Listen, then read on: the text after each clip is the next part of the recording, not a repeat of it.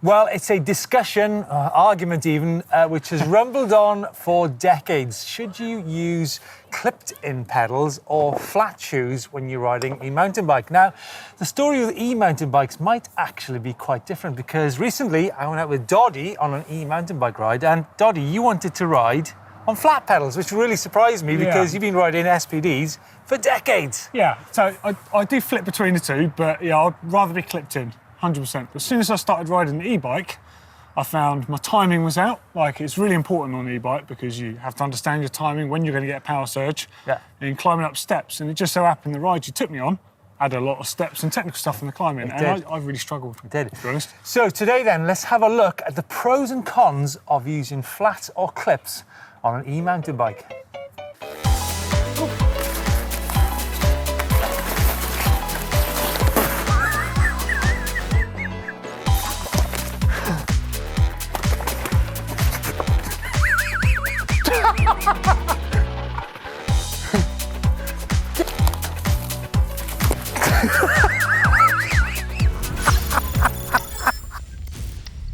Doddy, you must be wondering why this sudden rush of blood from me on wanting to clip in. Well, I'll tell you. You've been flats forever. I've been flats forever. Yeah. Now, the reason is, over the last 2 years on the channel, we've been to some amazing places, both here and in France and Italy, and ridden with some truly incredible riders like Sir Fabian Burrell, Nico Vullios.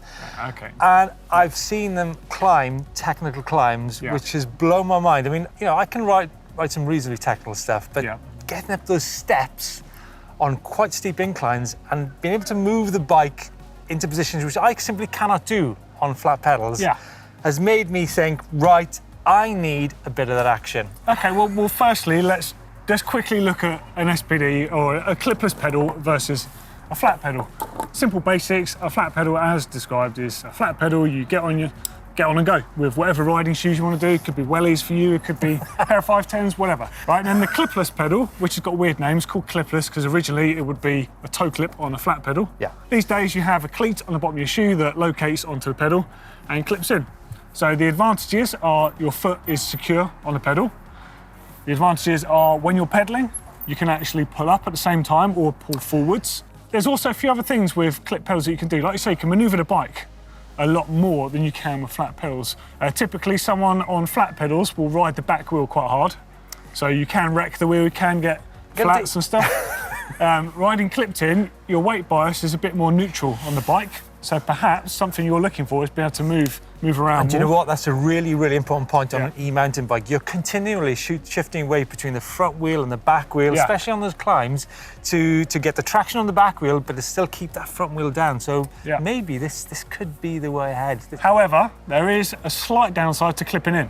And that downside really is you're locked to the bike. It's both the thing that makes them excellent and terrifying. It does still scare me sometimes. Especially with e-bikes, it's still a bit unfamiliar for me. Yeah, do you know, Doddy, can I just go through some of the things that do actually scare me about clipped-in pedals? I mean, that one there is being trapped to being clipped in is like, I think I'm probably a control freak. I don't like to be not in charge of the bike. Yeah, sure. Second thing is, I actually do ride lots of natural trails in the mud a lot of the year. It's very slippery, so that might come into account. Very valid point, actually. Yep. I don't really ride bike parks where you get the safety of berms and stuff like that.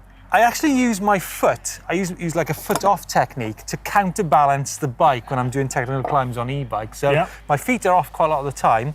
And the final reason, like I said, is, there's a lot of adaptation and stuck in my ways to do with this as well. They're all really valid points, and definitely the reasons that a lot of you might feel the same actually as Steve and not want to try them. However, you can tailor clipless pedals to offer you some of those traits. Okay, right. But obviously there is a trade-off. Yeah. So if we just have a quick look at the types of pedal and the types of shoe to try and get you that feel. So you're going to have smaller pedals and bigger pedals. So the smaller ones are more, let's just say, XC or trail focused. They don't give you any support and you're pretty much locked in. Right, then you've got the more cage-orientated pedals. You've got a midway and you've got the full downhill size. So the downhill size, great, because you've got the support that you get with the flat pedal. If you're not clipped in, you can still rest on it and use it, and the jaws will move out the way. Then you have to select the style of shoe that's going to suit the way that you want to ride. Okay, so if you're a flat pedal style rider and you want that feel, you're probably going to want something that looks a bit more like a skate shoe, like this one for Giro. Yeah. It's got that flat sole on there. You're going to get good contact. There you go. Sorry. Similar sort of shoe to what you've already got. Bit of mud on there, so I guess the sort of surface area there is quite similar, right? Yeah, I've got a few of my shoes here. So this is a typical trail style shoe. It's got secure mountings on the top. The sole is very stiff, so great for power transfer. But you get less pedal feel. It's the trade-off. But a lot of people are riding mountain bikes, they do tend to go for the 150, 160, and like I said, do these technical climbs where that feeling on the pedal is really important. So okay, so in which case that would be a great shoe. Yeah. However, there is a trade-off with these, and that is the sole on them. So the sole that both gives it a great feel on a pedal like this is also a problem when you're off the bike. Unlike your flat pedal shoes that have lots of toe flex, good for walking, these have far less because they're designed for pedal efficiency. So this is the sort of thing that I would suggest looking at. I would suggest you use a pedal in the middle of this, so you have support, but this is a bit more like a trail running shoe with the traction on there. Off the bike, it's amazing. On the bike, it's a trade-off between the two. I think it's time to get cracking on with some setup issues and get up the shoes, and following that, to get out on the trail. And Doddy, I'd love you to show me some skills, some basic skills of riding SPDs, because I have never, ever ridden off-road on clipped in SPDs, whatever you call it. I'm still trying to get to terms with the terms. Anyway, let's do it. Doddy, I've gone for the flat options, but I can't for the life of me work out how to get those brass bits onto the let me stop you there, Jones. Let me stop you. Okay, so the manual is quite extensive, but this is why I'm here. So we're going to fast track that, save that for bedtime reading. Okay, so you've gone for the bigger pedal, so that's great. So that means you're going to opt for this sort of style shoe. We're going to put the cleats in a neutral position. We're going to put them in a position that feels fairly similar to your flat pedals, and then we're going to get out and do some basic stuff first. Like the idea of that, Doddy? A lot. But what I suggest, instead of getting these ones dirty, I've got a pair of spares. Okay. Just try those first, because before you go spending money on clipping in the first thing, you want to make sure it's the right style for you, and we've got lots of options. And whether indeed clipped in is for me in the future, Doddy. Yeah, for sure. Wow, here we go then, moment in time. Off with my trusty flat shoes, which I've been using since I was 3 years old, and on with the clips. Ooh, crikey, not a bad fit actually, Doddy. There you go. God, doesn't it just look so wrong? So like anyone that's going to get accustomed to using clipless pedals for the first time, before you go riding, you need to get... That was actually real. That's quite good. Right, just be quiet for a minute. Right, so what you need to do is get familiar with the sensation of clipping in. Yeah, because it is a bit strange at first, trying to locate something that's on your shoe on a pedal. Ideally, you want it to be as simple as touching your fingers on your nose. And don't do what Jones is doing right there. He's making it really hard for himself. I mean, why? Right, stop a second. Right, put all your weight on your unclipped foot. Lean the bike over. So what was I doing wrong there then? Because you're leaning basically towards your side that you're clipping in. So you have no stability like that. Okay, right. Put all your body weight on your unclipped leg. What a clueless idiot. And then practice the art of clipping in, clipping out, clipping in, clipping out. Okay, so put all your weight on that leg. Yeah, there you go. Now just get used to clipping in, clipping out repeatedly. Move the pedal around. It comes out like really easily, but the moment I panic there, it's like... It's because you're panicking and you're not thinking. Yeah, but look, it comes out really easy. Yeah, but this leads me to something that you've not considered and we've not talked about yet. Right, so I've got the same cleat, so I can show you this here. When you're clipping in on a pedal, nice and easy, no problem. You clip in and you're part of that pedal. Right, when your foot is at the top of the stroke, you're not hindered by the crank arm. Okay, so it means it's very easy to clip out. Right. In certain parts of the pedal stroke, you're going to be, for example, you're not going to be able to move. Right, if you're on your cleats far back on the shoe, right, you can't have the toe angle to get out. Right, and that is trapped. You're trapped. So everyone's going to fall off. So make sure you practice somewhere like Steve is here, somewhere that's got some grass and that, nothing too bad to hurt yourself on. But I just don't get why I just panic. Like I've got my thing in there now, and I'm like, I'm like, I just can't get the thing out, whereas... It's because you're trying to get it out. But then I can do it there, and I can just get it in and out really quickly. So the whole thing with clipping out of a pedal is you twist your ankle a certain amount and you will disengage from the jaws of the pedal. When you're doing a flat pedals, you just take your foot off. after a while you'll become accustomed to it, and you'll actually start taking your foot off flat pedals in the same way. When you say after a while, are we talking days, hours, minutes, years? It depends on every rider. People learn at different rates. I think it could be. I think the older you are, the slower it is to learn. Just saying. It's going to be years then. So something that Jones in particular is looking for with clipless pedals is low speed control and being able to use the power that you can get on the pedals to get out of situations. What you can see behind me is actually a fly-off for jumping off. Don't worry, we've got someone making sure there's no one coming on a trail. We're actually going to ride up these to show you it's all about that low speed control. And you just don't want to panic when you're clipped in, which I think is something Jones is really worried about. But he could do this in his sleep, and you could too. And it's just a nice little bit of control, and then use a burst to, nice and simple. I think what Doddy's showing there is a really key part of e-mountain biking on technical climbs, and it enables you to keep that momentum when you're going up like a climb, not just 100 meters or 200 meters, but a climb which could potentially be like 800 meters long, and just keeps that momentum going, and which you would never be able to do on an e-bike. Oh, it's actually really cool. Wow, that's really good. It's nuts. It's such a different technique. Oh my God. Who'd have thought it, eh? You got all these drop-offs, and now going to be e-bike skills area in the opposite direction. I still can't get around corners though.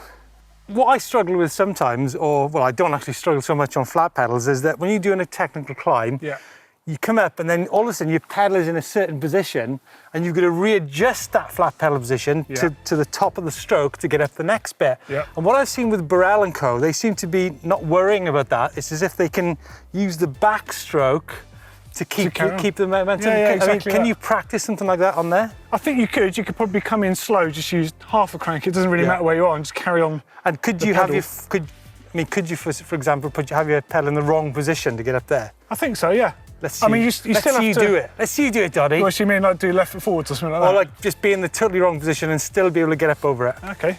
I've not actually looked at where I am, and actually that is in the wrong position, but...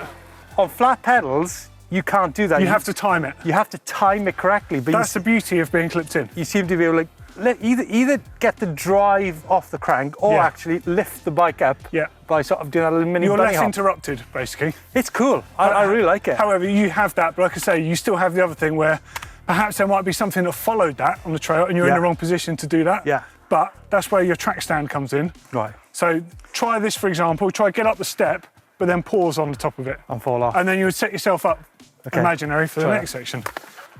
Right. Okay. Thing is, Doddy, right? It's those panic moments. Yeah. Honestly, I could do the track stand, but oh, gee, how do you get away from stuff like that? Okay, so we've understood straight away there's no problem with Steve's technical ability and low speed skill. What he is panicking with is that panic factor that you get when you think, oh, I can't clip out, I'm going to fall over. Yeah. So I've got a little idea. What are we doing here? Yeah, right, so we're going to have... On rocks. Yeah, we're going to make a little loop here. Yeah. And at any point, I might say, stop, and I want you to track stand. Yeah? I gotta be honest with you, I'm more scared about this than riding Val di Sole World Cup down track. Genuinely. Codswallop. It's like it's totally out of my control. Go on then. Okay, right. Ready? I'm balancing. Track stand, I got the track stand easy. Oh, Doddy, you said it was gonna be easy. Stop. Oh, did it. I got it. Okay, right, now carry on. Hold on, I'm going to clip back in again now. You ready? Don't panic. Oh, I clipped in again. Okay, I'm in. You got it? Yeah. Okay.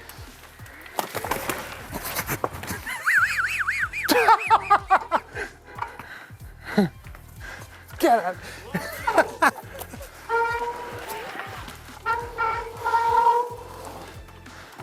Doddy, I need to be behind you again. I'm waiting. Doddy, stay there. Stay there. Let's stop again.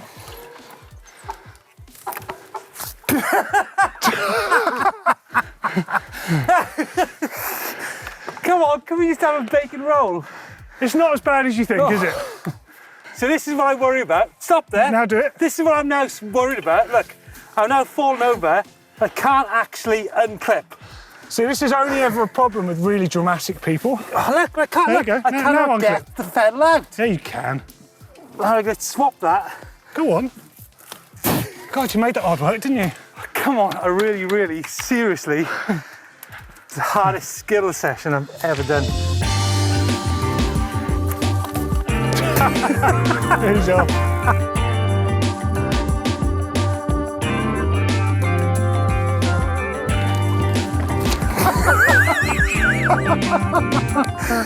So, clueless on clips. I think I pretty much proved that is definitely the right statement. But you know what, Doddy? It's opened up a whole new world of riding to me, which I'm really, really excited about learning in the future. I think you'll be really good when you get it down. There's so many fine details involved. Thanks for bringing me around the loops. I don't think I can actually add to this video. I think Doddy is the man when it comes to that. Doddy, thanks for that. Anytime. Yeah. If you guys have got any sort of any wants, any tuition on low speed skills, clip-based stuff, anything like that, let us know in those comments underneath. Yeah, because I certainly have.